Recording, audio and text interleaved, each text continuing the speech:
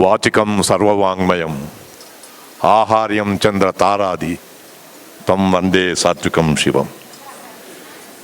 ఈ వేదిక ఇంతమంది గురువులు నృత్య దిగ్గజాల మధ్య ఇవాళ ఎంత శోభిస్తుంది అని చెప్పంటే ఆ మహానుభావుడైనటువంటి పసుమర్తి కృష్ణమూర్తి గారి శత జయంత్యుత్సవ సందర్భంగా విచ్చేసినటువంటి గురువులకు, గురువుల యొక్క శిష్యులకు, శిష్యులుగా ఉండి గురువులుగా అయినటువంటి వారికి, శిష్యులుగా ఉన్నటువంటి వారికి, సభాసదులకు అందరికీ కూడా, వేదిక మీద ఉన్న పెద్దలకు, రేలంగి నరసింహారావు గారికి, మా వేదాంతం రాధేశ్యామ్ గారికి, వంగల హరికి, అలాగే పెద్దలు శ్రీ ఎస్ రామారావు గారికి, పసుమర్తి శేషు గారికి, నా మిత్రుడు పసుమర్తి ఉదయ భాస్కర్ గారికి, పసుమర్తి శ్రీనివాస్ గారికి, పసుమర్తి వెంకటేశ్వర గారికి, మీకందరికీ ఈరోజు నేనెంతో ఆనందంగా మీతో ఉండేటువంటి అనుబంధాన్ని పంచుకోవడానికి మీ మధ్యకు వచ్చానని చెప్పని సవినయంగా మనవి చేసుకుంటూ వారిని తలుచుకుందాం కొద్దిసేపు.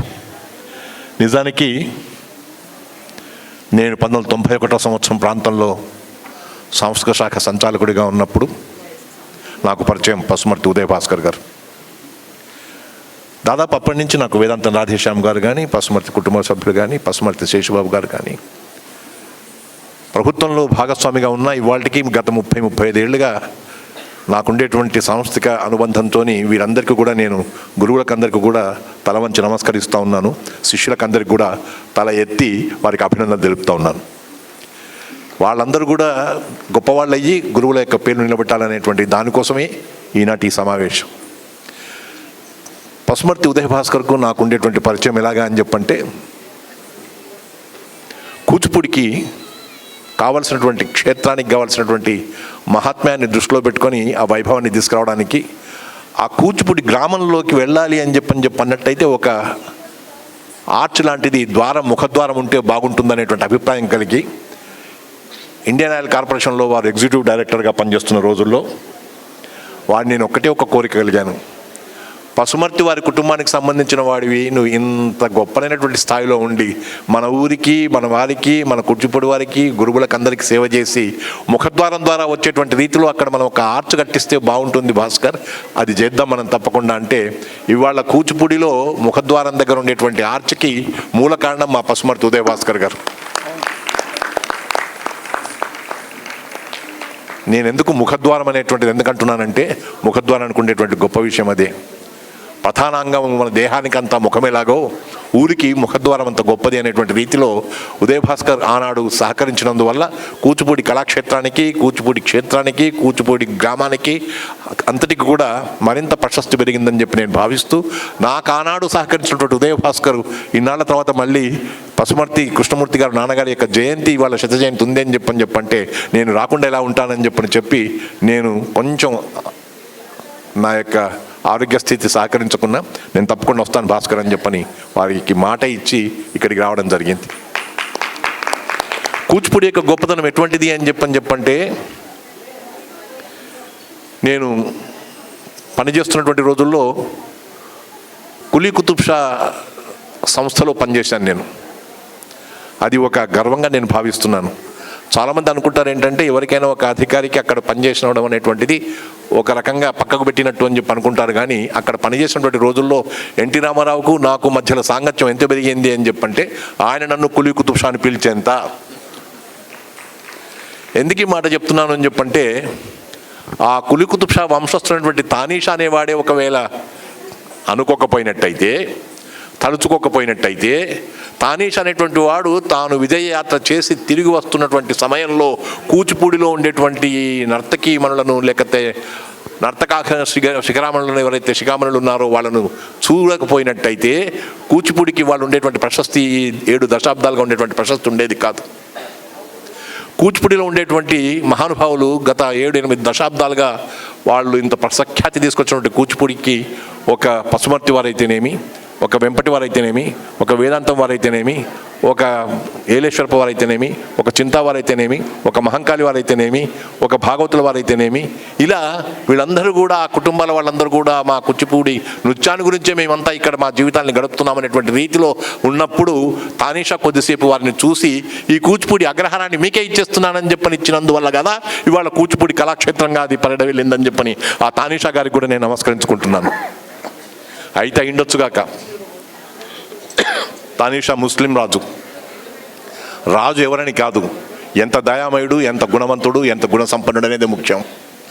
ఆనాడు కూచిపూడిని గుర్తించి, కూచిపూడి కళాకారులను గుర్తించి, వారికి కావాల్సినటువంటి అగ్రహారాన్ని అందించి, కూచిపూడి అగ్రహారానికి ఒక ప్రశస్తి తీసుకొచ్చి, అక్కడ ఉన్న వాళ్ళందరూ కూడా ఆ కూచిపూడి యొక్క గ్రామాన్ని మరింతగా ప్రపంచ ప్రఖ్యాతికి తీసుకొచ్చినటువంటి వాళ్ళకందరికీ కూడా నమస్కరించుకునేటువంటి వేళ పసుమర్తి కృష్ణమూర్తి గారి శతజయంతి ఉత్సవ సందర్భంగా వాళ్ళందరినీ మనం గుర్తు చేసుకుంటున్నాం. పసుమర్తి కృష్ణమూర్తి గారు దాదాపు 300 చిత్రాల కంటే కూడా ఎక్కువగా నృత్య చిత్రాల్లో నృత్య దర్శకత్వాన్ని వహించడం అనేటువంటిది సామాన్యమైన విషయం కాదు. నిజానికి ఒక పసుమర్తి వారిని,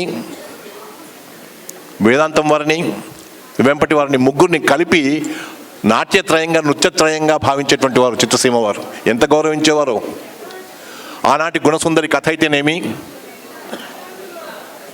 మాయాబజార్ అయితేనేమి, మిస్సమ్మ అయితేనేమి, గుండమ్మ కథ అయితేనేమి, అటువంటి వాటన్నిటిలో కూడా పసుమర్తి గారు నృత్య దర్శకత్వం వహించి, వేదాంతం వెంపటి వారి కంటే కూడా అధికంగా చిత్రాలకు నృత్య దర్శకత్వం వహించినటువంటి మహానుభావుడు పసుమర్తి వారు. ముఖ్యంగా 1945వ సంవత్సరంలో భక్త తులసీదాస్ అనేటువంటి చిత్రంతో తన యొక్క ఈ దర్శకత్వాన్ని ప్రారంభింపజేసేసి, తానే ఒక సోలో ప్రదర్శన, నాట్య ప్రదర్శన 2 గంటల కంటే ఎక్కువగా చేసినటువంటి మొట్టమొదటి కళాకారుడు పసుమర్తి కృష్ణమూర్తి గారు. ఎందుకు ఈ మాటలు చెప్తున్నానని చెప్పంటే, ఆ పసుమర్తి కుటుంబంతో నాకు ఉండేటువంటి అనుబంధం అంతే. పసుమర్తి శేషు ఎన్నోసార్లు నేను సాంస్కృతిక శాఖలో ఉన్నప్పుడు కానీ, సాంస్కృతిక శాఖకు సలహాదారుగా ఉన్నప్పుడు కానీ ఎన్నిసార్లు కలుసుకున్నామో, వారిని ఎన్నిసార్లు నేను రిక్వెస్ట్ చేశానో మన రవీంద్ర భారతిలో కార్యక్రమాలు చేద్దాం మనం అని చెప్పని. ఎందుకంటే కళ అనేటువంటిది భగవద్దత్తం.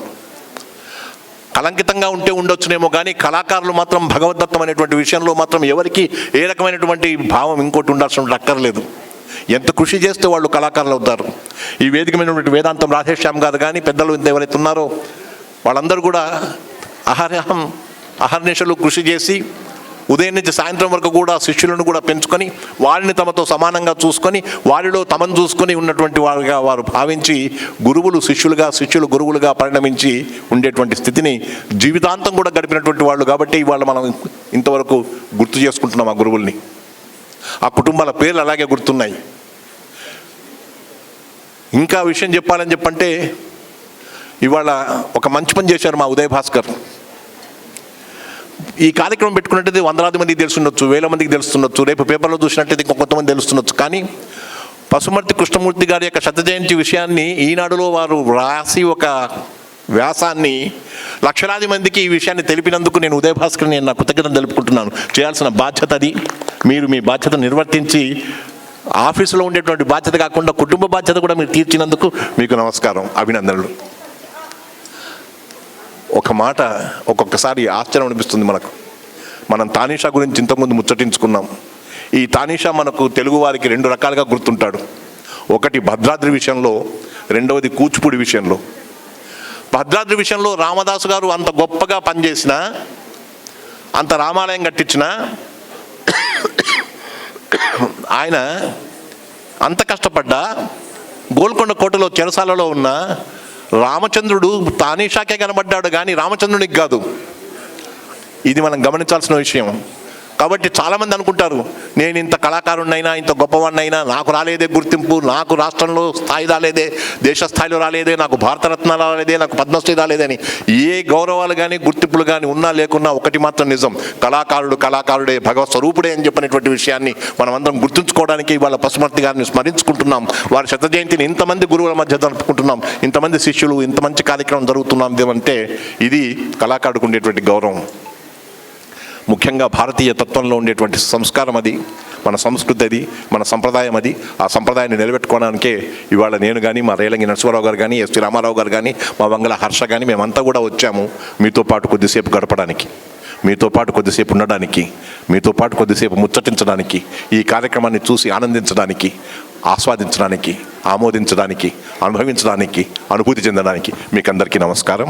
పసుమర్తి కృష్ణమూర్తి గారి శత జయంతి సందర్భంగా వారి కుటుంబ సభ్యులకందరికీ నమోవాకాలు, సెలవు.